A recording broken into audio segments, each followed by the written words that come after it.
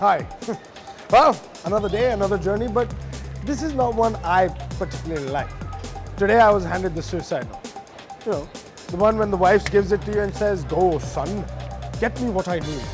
Which is not really true because she doesn't need the stuff, she just wants me to, well, suffer through hell. So while I pay my penance, why don't I run you through the cars this week? On the show this week, we have all the way from Lyon in France, the Bugatti. The Jaipuria brothers show us their fantastic Studebaker, and Jasbir Singh takes us back to the yesteryears on our favorite two-wheeler. And of course, let's see what excitement Aisha Sharma is generating.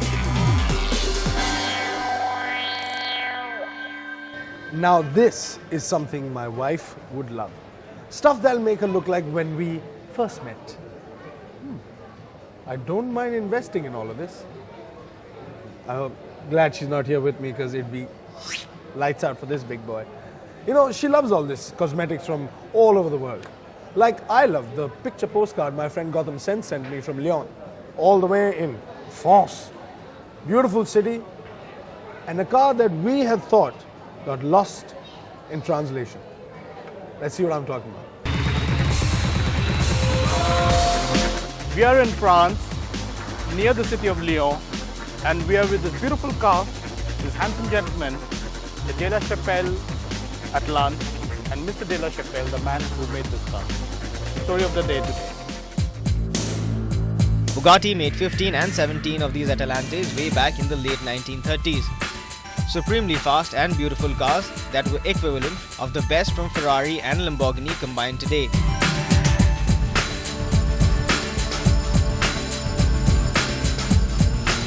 Most have survived, and the best restored of these survivors are some of the most coveted classic cars in the world, trading for several $1 million each, the cheapest going for well over 10 crore rupees. Guess that makes them rather inaccessible to most of us. But for the hoity-toity who can afford a crore or more, there is a possibility of acquiring one of De La Chapelle's replicas. The replicas are replicas to the extent of a perfectly replicated body that is fastuously detailed, to the distinctive V-shaped grille unique to the Atlante, to the cream-colored Jaeger instruments on the genuine wood dashboard, just like that of the original, to very fine leather upholstery and door trims, chrome door handles, old-fashioned round rear lamps, and so on and so forth. That the ride is much better than any car of this period, without doubt.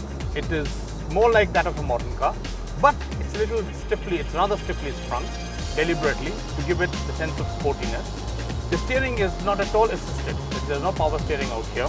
The steering can be heavy, but once on the move, it lightens up very nicely to be very, very direct and very, very positive. But under that classical skin, the mechanicals are all modern. Essentially BMW sourced with a very powerful 250 bhp 3-litre straight-six engine from the BMW Alpinas, a 5-speed ZF gearbox and a driveline from the 5 Series.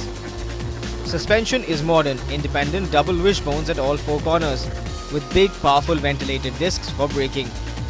Driving the car is like driving a thoroughbred modern sports car.